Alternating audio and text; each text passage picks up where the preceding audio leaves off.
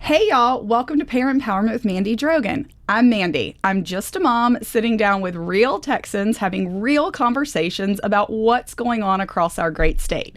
Today, I'm excited to be joined by my colleagues at the Texas Public Policy Foundation from the Taxpayer Protection Program, and we are going to disclose all things bonds and how we can stop the out-of-control spending here in the state of Texas. Jose, James, thanks for joining us. Thanks for having me. Happy to be here. So we just had a big bond election? Mm-hmm. Big bond elections. We just added more debt to Texans? A lot. All right, let's get into it. Who's going to tell Texans how much more debt the May bond elections added to their property tax bills? So I was just doing a little bit of study for a bill that's getting ready to come up in committee today, and I was rehashing some of the numbers. It turns out that, at least according to the Bond Review Board, 313 separate propositions were pitched by local governments to voters statewide with a principal cost of $41.3 billion. So that's a tremendous amount of new debt. To give that a little context, where we're at currently, we have about $500 billion of total local debt. So that's all principal, all interest held by all local government types. So if you think about the new debt that was just approved, that's $40 billion, just principal. You tack that onto the $500 billion we already owe, and you can see that we are headed in a very troubling direction. Wow, that is horrifying. Yes.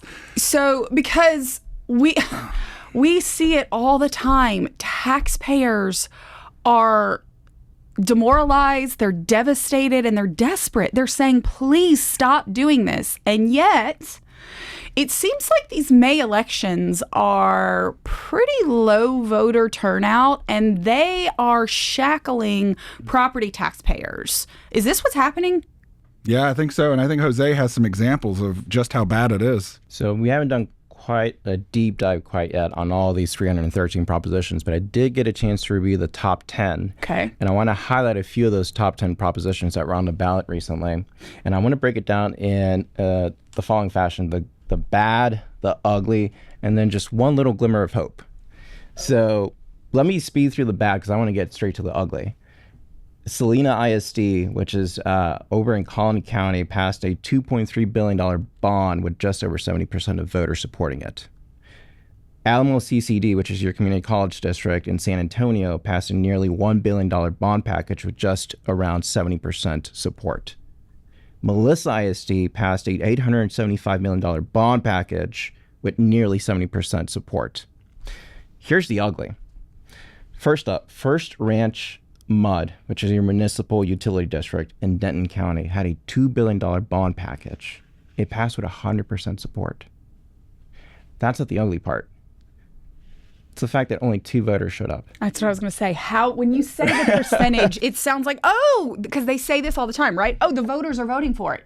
The reality is, particularly for May elections, these are minute percentages of the population. 2 voters voted for how many?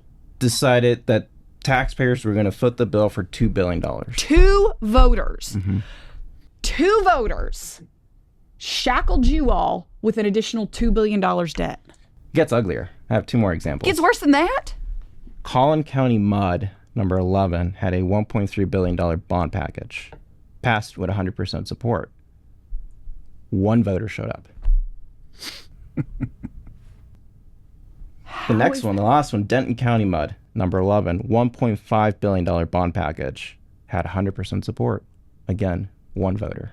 1 voter. 1 Texan who may or may not profit from this. We don't know who they are. But they knew when to go vote. They knew what was on the ballot. And they have added to the $500 billion debt by billions of dollars. 1 person deciding for $1.5 billion in Denton County. That is insane.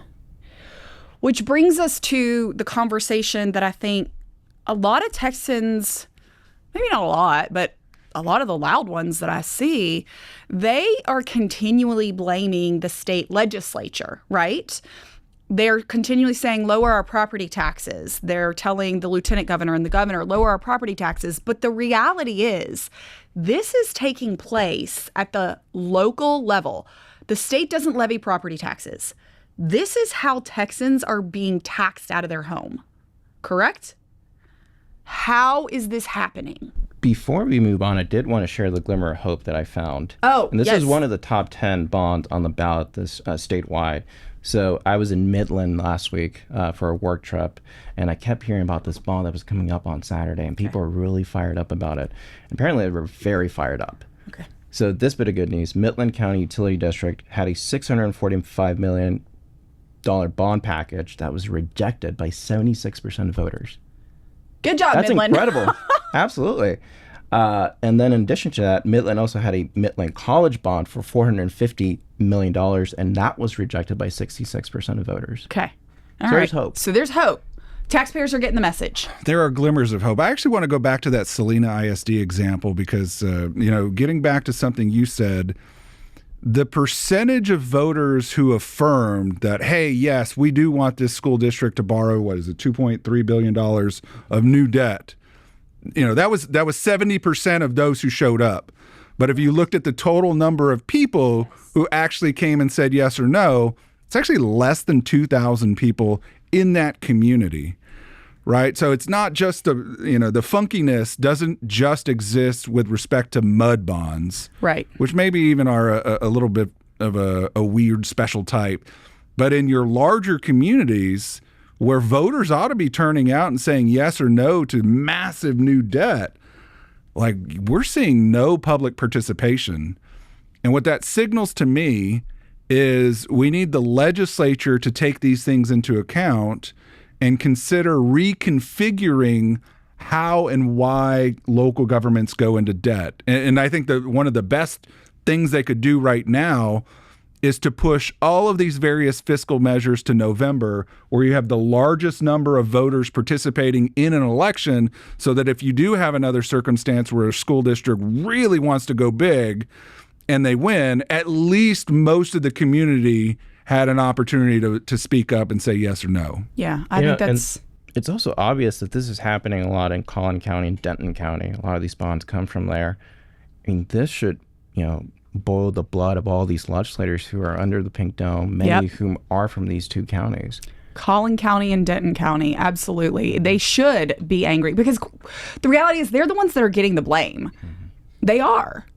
People do not recognize how this is happening, how they are being taxed out of their homes, that it is at the local level, that it is the profiteer class that come in and sell these grand ideas and visions to the community, and they don't tell them how much it's going to add to their debt. So I love that idea. Bonds, anytime you are taking on additional debt, I 100% support that. Is there anything going on in the legislature right now that does that? Does anything move it to the November ballot? So Chairman Brian Hughes actually has a bill, SB 1209, that would push all of your fiscal measures to November. And I think that's an excellent measure. The Texas House needs to take that up for consideration in committee and really get a move on, because again, when you look at not only just Salina ISD, but when you look at the election results, the vote turnout for all of these various big bonds, I mean, it's really anemic. And we need to change the system, because I think it's an indication of both voter fatigue, an uninformed electorate, and just the fact that you've got so much manipulation in the system on account of, school districts telling you one thing, but it really does another, or, doing other things to assuage voter concerns in unfair ways. Yeah.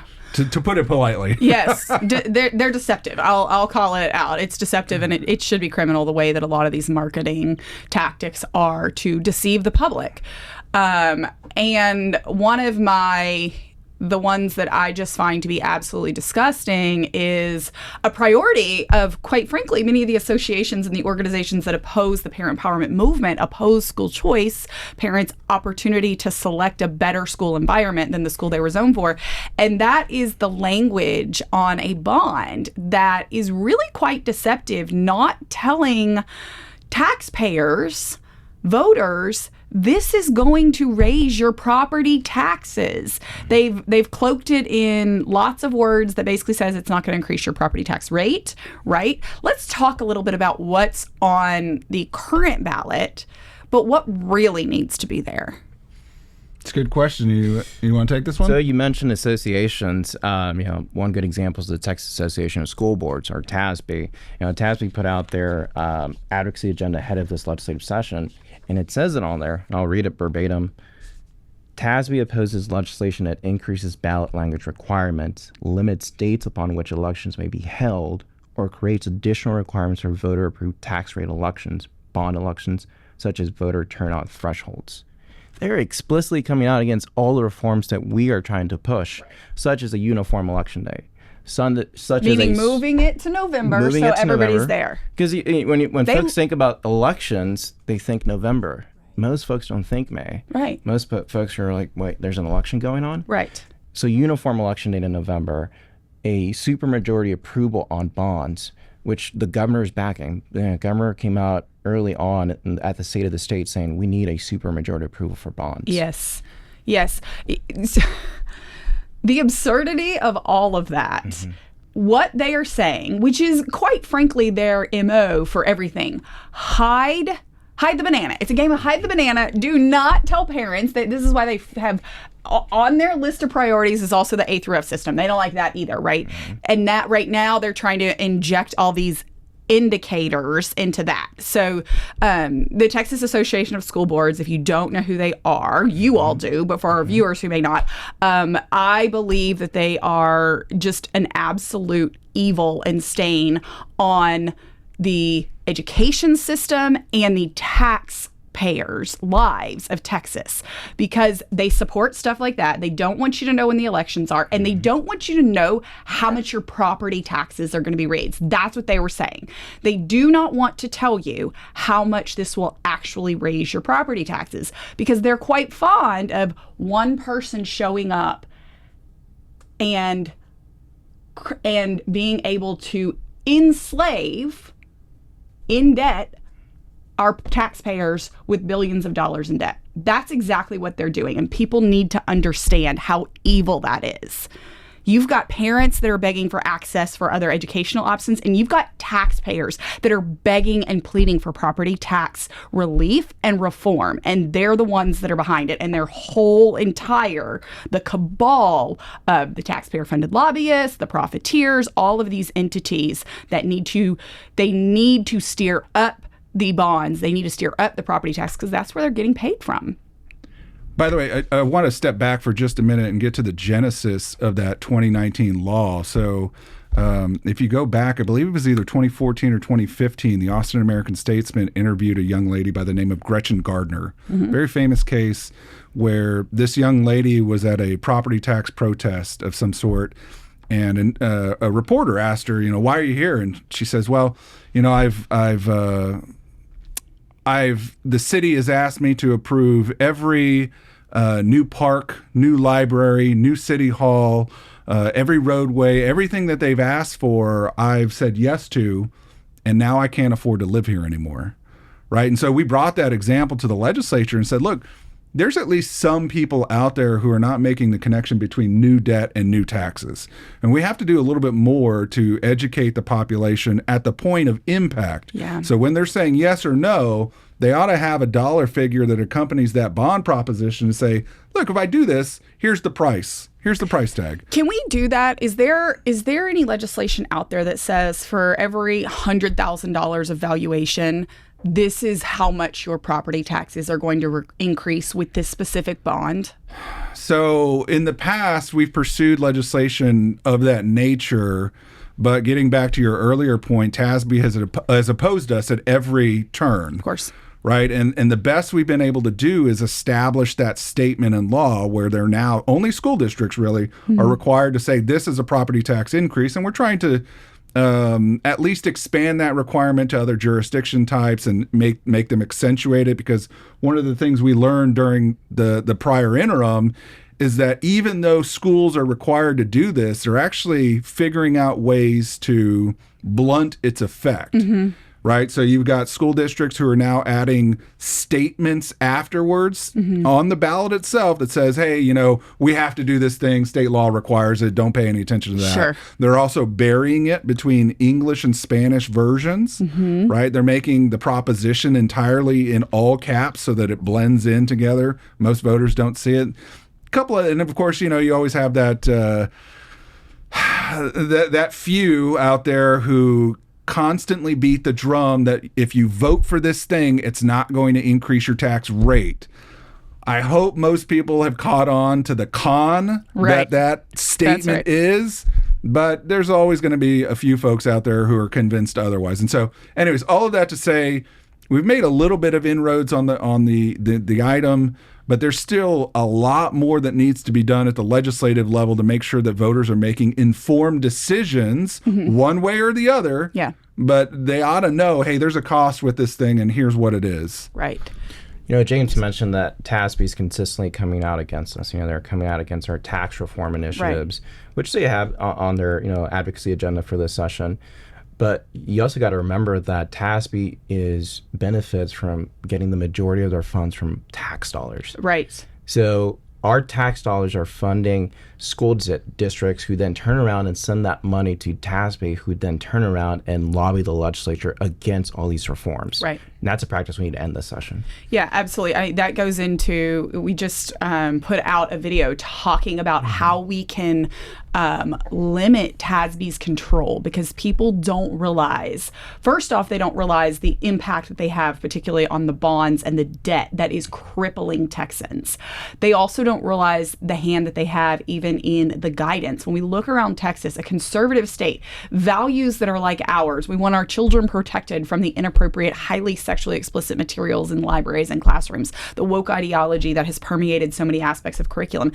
This is TASB who gives the guidance on the procurement process. How do you select the vendors? How do you go about obtaining all of your things? They actually own Buy Board, which is basically Amazon for all of our school districts. It doesn't mean that it's the cheapest. It just means that they're there and they can, put on the fancy conferences at the really fancy resorts like the JW Marriott at the taxpayer expense. So people really have to understand the nexus of how their tentacles kind of go out throughout the entire system and how they impact our kids and our taxpayers, who everybody is recognizing. Look, we just passed the most historic piece of legislation for education reform, empowering parents with education savings accounts.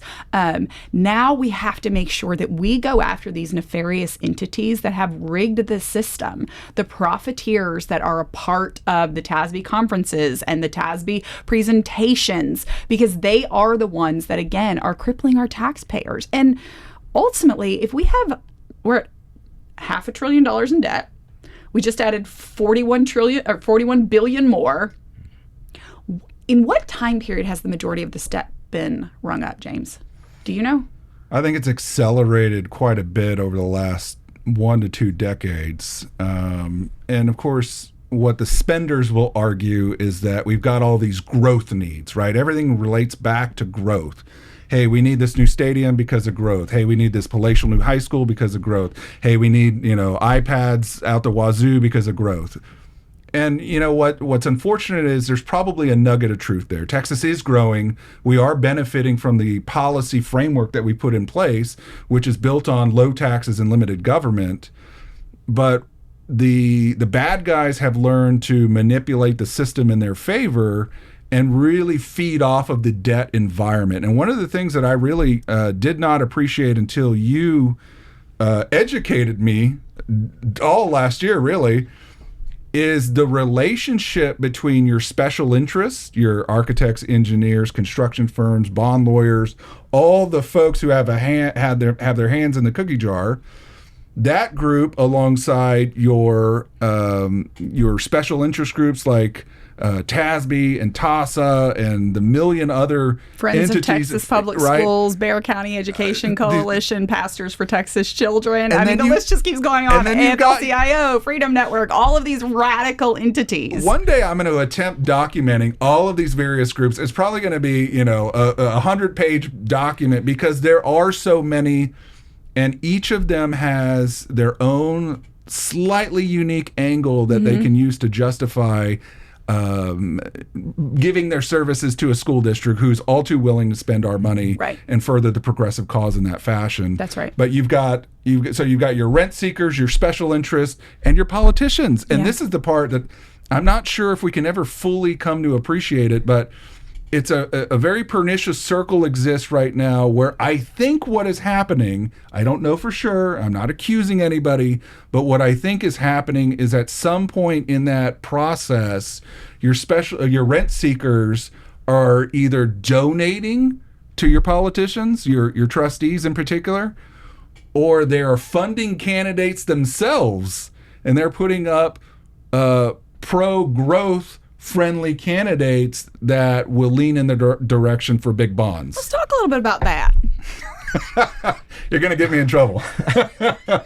Actually, I have a good example of that. Oh, I got a real good example of that. So 2 years ago now, almost 2 years ago, in November of 2023, Prosper ISD had a big bond package on the ballot, about a little over $2 billion. Billions, yeah. But part of that package included money for what would have been the most expensive high school stadium in history, nearly $100 million.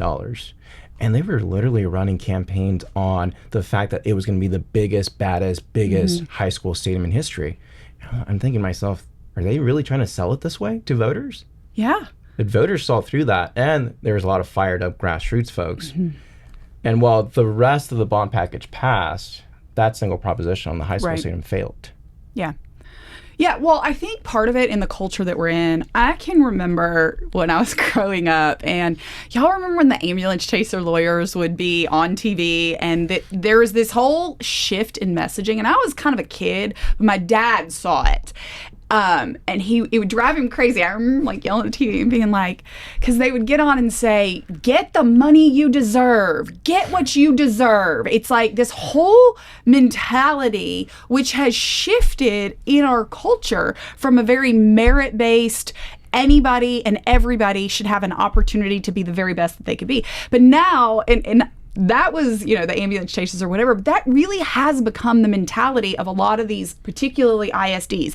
We deserve $100 million football stadium or an $80 million. We deserve it. Our kids deserve it. And then you throw in the growth of social media, and it's this competition. So it's no longer that individuals are keeping up with the Joneses and going into debt, like, the past 30 years, which has occurred. But it's now communities, local governments, ISDs. They're like, well, so-and-so down there, Allen ISD built a $60 million one. Let's, hold my drink and let me go get a $100 million one. I mean, this is what's happening in our communities. And the profiteer class, those engineers, architects, construction, and consultants, they're just feeding into it. It's just throwing out chum into the water so that everybody can come, and they don't realize there's a price to pay. There's a big old price to pay. Let me make it just a little bit worse, because it's not just district to district competition where one district sees their big high school high school stadium and says, hey, we got to get one too. But now the problem has grown so bad that you have high schools within districts competing, or at least entertaining the idea of, hey, that high school has a big fancy stadium. Now, for the purposes of equity, we need to give that high school its own palatial stadium. So you're seeing these big complexes arise even within the same district. And you want to talk about gross inefficiency. Right. I mean, those things not only eat up tons of maintenance and operations costs, but you got to staff them too, right? You got to staff them. And for then 13 nights. Look, I like football. I'm just saying, for 13 nights, maybe we'll throw in JV. So maybe there's 13 nights, because half the games are on the road. It's insane. It's insane for taxpayers now, obviously. It breaks my heart to see people who they're desperate. They cannot afford to live in their communities anymore. It also breaks my heart to know what we're doing to our kids. I said it before, we are enslaving them to a debt that they cannot pay off. To look back and be like, yeah, but didn't you have fun at those football games? So we built you a water park at your school like La Jolla ISD. I mean, this is what we're doing to children, is we are enslaving them. So there's another issue at hand, and this staying on the topic of high school stadiums. Yeah. Willis ISD had a bond proposition for a new high school stadium, November 2024, called for just a little over $60 million, which would have made it the fourth most expensive high school stadium in the state. The issue with that one, it was rejected by voters. Okay. But it was rejected for the third time in consecutive elections. So it means they're coming to voters time and time again, hoping that, they experience voter fatigue and decide, you know what, I'm just going to vote yes for this now. That's right. Or they get the messaging right? Correct. We can we'll finagle our message. It's not, what ISD was it? Willis ISD in Montgomery County. ISD. We're not going to do Willis ISD for the kids. We're going to do Friday night lights for the kids on our billboards this time, or whatever it is. Like, let's just figure out what the message is. That's sick. That should not happen. How do we stop that? So how do we stop them coming back? Very small bill. It's a small but good bill that I'm going to be testifying on later today, SB 843. Okay. And what this bill does is it requires TEA to establish a database. So if you just step back for a minute, you think about the current environment. Like, we ask ourselves, why aren't voters well informed about the stuff they're deciding on? Well, one, there's probably some apathy there, but also the tools that we've given them are targeted and dispersed. So I can learn about tax rates over here, or I can learn about bonds over there. Or, if you really want to dig in, you can go get a voter information document that usually has misleading information on there, whatever. There's different things in place, but they're scattered. Yeah. What this bill does is it centralizes all of the information, at least as it relates to school bonds, which is where the problem is. Right. And it requires folks to tell you, okay, what does the bond cost? What is it going to do? How much debt do you have already? Right? Some very basic information that I think will hopefully inform the average voter, but if not, perhaps maybe entice the media to at least report on it, right? Yeah. Because even the media, I think, sometimes struggles to figure out, where's all the data points that I need to accurately report on any given bond proposition. So, we're trying to put forward some tools out there that will centralize the data reporting. That way, maybe folks will be a bit more informed. That's just one small thing we're working on right now. That's great. That absolutely needs to happen as well. I still think people should know per $100,000 valuation. Yeah. I just think the average to even get people there. Look, for parents, I have 3 young children, and it's volleyball and catechism and the whole in church during the weekend. Like, you're constantly juggling, and so you don't. I just want to know, how much are you asking me to actually pay for this? And I do want to put in a plug for Governor Abbott too, because he came forward during the interim and said, look, our tax situation is a bit out of hand. One thing that we would like to see is a supermajority approval requirement for, I believe it was both bonds and tax rate elections. Yep. Right. So anytime a local government wants to raise taxes, they should have more than a simple majority of the community saying yes. You ought to have a super majority. Yeah. That's something that I think would go far to make sure that if we're making a decision to go into debt or to raise taxes, we have the overwhelming number of community members behind us and moving in that direction. Absolutely. Yes, 100%. Let's go back. Let's talk about go back to some of the bond conversations. You brought up a bond that we had looked into significantly, the Prosper ISD bond, because looking at how all that transpired and looking to who the consulting firm, it was called Friends Consulting Firm, and this goes back to other ISDs so that people understand kind of how broad this cartel is. So Prosper ISD, there may have been more, one or the firm that helped plan that bond to go after $100 million football stadium and another over $2 billion in debt was Friends Consulting Group. Friends Consulting Group was founded over 20 years ago, according to their website, by Scott and Leslie Milder. Scott and Leslie Milder also founded Friends of Texas Public Schools. If we're driving up and down our highways and we see lots of the great things are happening in Texas public schools, that's who they are. The seed funding was given by Charles Butt. And so we start seeing that, but that's really just the side hustle. The official job, from what I can see, is Scott Milder is the K through 12, they call it the K through 12 principal for Texas at VLK Architects, the third largest K through 12 public school developer or I should say architecture firm in America.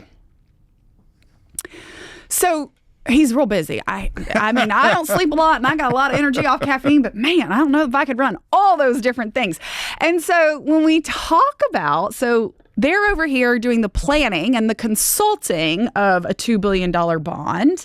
And then we can go back and look and start seeing who's getting these bond contracts. How is all this happening? Have we brought in Friends of Texas Public Schools to do ambassador training and paid, their communications firm? I mean, it is wild. And so that's Prosper ISD. But then we can look to another local ISD here in Central Texas, where we can go and see a former trustee, one that voted to let boys, supported the whole boys going in girls' bathrooms things a few years ago. Somehow he's also on the board of Friends of Texas Public Schools and decided to come back because this ISD has just passed massive bonds and needs to build massive high schools with VLK. Isn't that crazy how all this goes? Thankfully, that gentleman did not win. The community was wise enough to see through kind of that charade, but this is really what's been set up. And I'm doing this because it's all kind of connected. You can all start seeing how the different business interests, and that, I would say, is how we are at over $200 billion in ISD debt. That you and me and every taxpayer that is looking for tax relief, we really need to be looking for tax reform, because as much as our state government, as much as Governor Abbott has been leading, like you said, on this issue as well, the relief that can be provided is only so much when you've got bonds at $40+ billion every 6 months being levied. So there's so much to what you've just said. When you step back and you look at the system in its entirety, you almost kind of marvel at how the progressives and spenders have engineered a system for self-enrichment purposes. Mm-hmm. I mean, they've done a masterful job of getting rich while telling the public, hey, this is for your benefit. This is for little Johnny. It's for the kids, it's for the kids, right? And during the upcoming interim, one of the things that I look forward to doing is really getting a better handle on all the different stages of your bonds, right? Mm-hmm. From the formulation process, right, where I'm informed that some districts allow folks like VLK to steer the bond steering committee. I have invitations, dinner invitations. Right? Yes, they send them to the community. We're going to buy you dinner, and then we're going to plan $1 billion bond. Which is mind-blowing, right? And there's all the different tips and tricks in there that they apply. I want to also understand what promises do these folks make to the school boards when they're encouraging them to go into debt? And one of the things, just one, is, hey, if you guys do this thing, we'll form a PAC and we'll, make sure this gets across the finish line. And then after that stage, we need to learn, or at least get a better handle on, are there any kickbacks? Are trustees on the take from these sorts of organizations and doing favors in return for either promises of a new position at some future point or just in furtherance of their own political career? We also need to understand and have a very firm handle on what are the contracts being awarded to these entities and what are the juicy bits of them, right? Because I guarantee you that the amount of money that these architects, engineers, and construction firms are putting in at the front end is far outweighed by the benefit they receive once they're awarded the contract. Well, I think it's wonderful that you brought that up. You know, we just released a series, in particular one video called The Profiteers. I hope that our viewers will go and watch that to kind of explain what you're doing in Prosper ISD. We looked at that with Friends Consulting and VLK and all the other entities that were involved. And we found that for every $1 that they spent on the bond pack, the political action committees that fund Prosper for the Kids or whatever they decided to fancy name to name it, that it was over $3,000 in return. And that's just what has been paid thus far. Because remember, they'll run it out. These contracts will go for several years. It's millions upon millions upon millions of dollars that end up in the profiteers' bank accounts. But I'll tell you something else that is really, really disgusting that people need to recognize. Private equity firms outside of Texas, they see our taxpayers as the golden goose. Private equity firms who have historically been investing in Defense Department contracts, and the Defense Department at the federal level got wise to what they were kind of doing, and it became a little bit less profitable for these entities. They realize, hey, Texas has AAA rated bonds, and they love football, and they love building things. So let's go buy some of the architecture, engineering, and construction firms, and we will handle all of this. We will make sure that they pass these bonds, that they indebt their taxpayers, and these entities, these private equity firms from out of state are oftentimes behind a lot of this to, again, drive up our property taxes. Because remember, 60 cents on the dollar that's being spent on our public schools is driven out of the classroom. A huge majority of it is going to these private equity entities, these firms that are funding the bonds, funding the PACs to pass the bonds. And we really have allowed the foxes into the hen house. And it is time to get all of these profiteers, every single one of them, out of this system. Anybody that has had a hand in it, anybody that has helped rig it from the legislative level, because that went on too, everybody. We have got to set a new vision for Texas, not just for education, but for property taxpayers, and say we are not going to fall down that trap. We are not chasing after the Joneses. We are not going to do that. We're going to make sure that we have great schools. They do not need to look like a Taj Mahal. We do not need to have a $100 million football stadium, and we're going to put power back in the hand of taxpayers. And that requires accountability and transparency into how all of this is happening, because it is incredibly, incredibly nefarious, and the perniciousness of the way the system is set up is so destructive to the future of Texas. And I hope that more and more Texans will recognize how this is happening and get involved so that we can stop it. Well, I don't think there's a single shot per se to stop these profiteers or the cartel, the whole cabal. But I think we need to, chase after a few reforms. Yep. I'll bring back my example of Willis ISD, which presented repeated bonds before voters, trying to make, taking another crack at it. A couple of the vehicles out there in the legislature, and you might know about these, Senator Middleton, Representative Bumgarner have vehicles that say, hey, if a bond is reintroduced to voters after it failed, there should be a cooling off period. Mm-hmm. I think great. Bumgarner calls for 2 years, Middleton calls for 5 years, but it's one shot. Okay. And we need to take multiple shots at the profiteers, the cartel. Yep. I love that. Along those lines, so the House Public Education Committee later today is going to be taking testimony on House Bill 5019. I want your audience to know this. House Bill 5019. It is perhaps one of the most consequential bills that will be considered in either chamber. And what makes this bill special is it takes direct aim at groups like TASB and forces school districts in a different direction on a host of different things. Yeah. Right. And the areas that we're going to be focusing on, or at least calling attention to, relate to electioneering, government collection of union dues, political advocacy, right? It's misuse of buy board. I mean, I could probably go on and on. This is like a Christmas tree of conservative reforms that will do a world of good for school district and, more importantly, school district taxpayers. And you might remember this. One of the examples that I intend to highlight in this committee later involves a trustee out of a district west of Austin. And what this trustee revealed is that TASB earlier, I believe late last year during its Summer Leadership Institute, had a bunch of consultants come in and advise newly elected trustees that they should tell their colleagues not to give teachers raises so as to weaponize that cohort and unleash them on the legislature. That's right.